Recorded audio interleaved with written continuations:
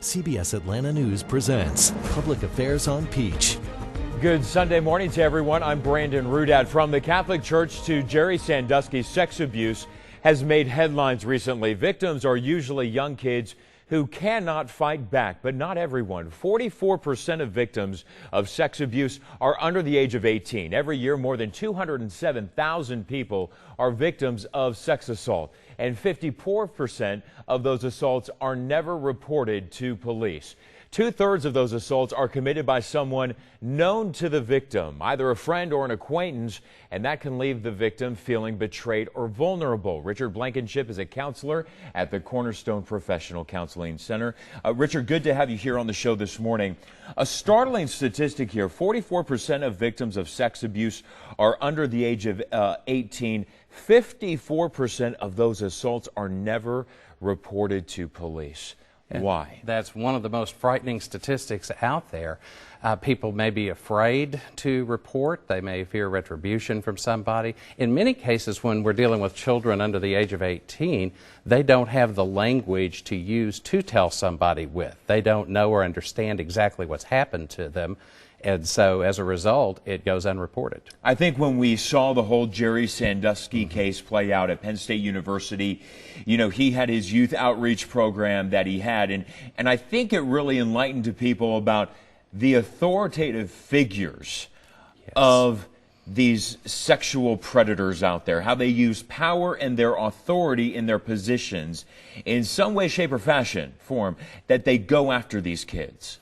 That's one of the frightening things, because people in positions of power are there to establish safety. They're there to help, and most people do. Most people who are in those positions don't abuse, but it only takes one.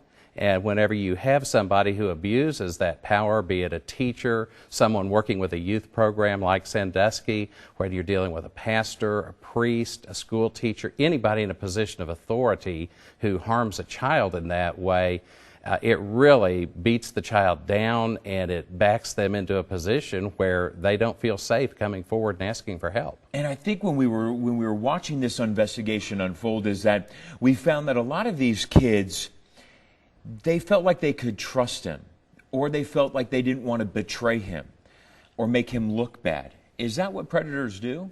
Yes, and predators are good at building trust with their victims, and they create a subtle dependency upon them to where the child or the victim does not want to question or challenge the perpetrator for fear they'll lose something greater. In the case of someone like Sandusky, from the media reports, the kids would lose all of the perks of travel and activities and things like that, and so they were terrified. Well, what are some of those warning signs? Some of the warning signs would be extreme isolation and withdrawal. You might notice changes in their relationships. You could also notice things like more dependency on a certain person. Maybe a child's world just begins to revolve around that one leader, and they get obsessed with them in an unhealthy way. And that leader may appear to be doing great things, perhaps a teacher, a coach, somebody in that position, but there may be a hidden agenda that's very destructive. All right. Well, when a parent talks to their child, what are some, I don't know, maybe some key questions to ask their child if maybe they have been raped, assaulted, or even touched inappropriately? If they've been raped or assaulted or victimized in some way, the parent will first of all need to establish a safe place for that child to be able to heal. They need to not respond in a judgmental way of the child. They need to make sure they don't blame the child. They need to empathize and really say, listen, it's understandable that you're hurting.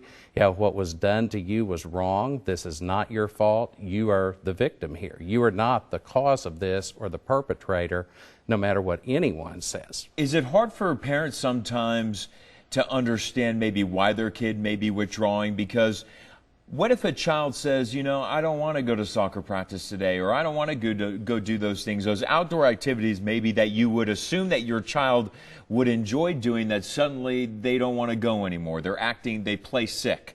They were great all day, and then all of a sudden when it comes time to go do a piano lesson, or they want to go to soccer practice or baseball practice, and suddenly they don't want to do it anymore. When you see a pattern like that, it's definitely something to raise questions about. I wouldn't automatically assume that the person is a perpetrator. Right. Yet, if a child has behaviors like that they suddenly don't like doing, things they've always enjoyed, then it certainly is something the parent needs to question. But isn't it true, though, that if someone's a victim, that sometimes maybe their train of thought is, no one's going to believe me?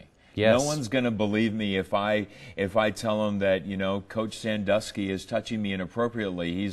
Everybody loves him. You know, they cheer him on. He's this really high-profile guy in the community. Nobody's going to believe what he did to me. My office, even my own parents. Yeah, my office is full of people who tried to tell and weren't believed. Right. And that is one of the key things that shuts a child up, is that when they're harmed, maybe they tried to tell somebody and they were told, well, we don't talk about things like that in this family. Right. Or they were just minimized. It's a figment of your imagination. Oh, yeah, you. Well, is it a generational thing? I mean, we point to the Sandusky trial. It's fresh on everyone's mind. But, you know, you had Coach Paterno there turning the other cheek, didn't really want to admit that stuff could possibly be happening inside of his locker room. You've got the president of that university, also knew something was going on, but didn't want the investigation coming in and tainting the university.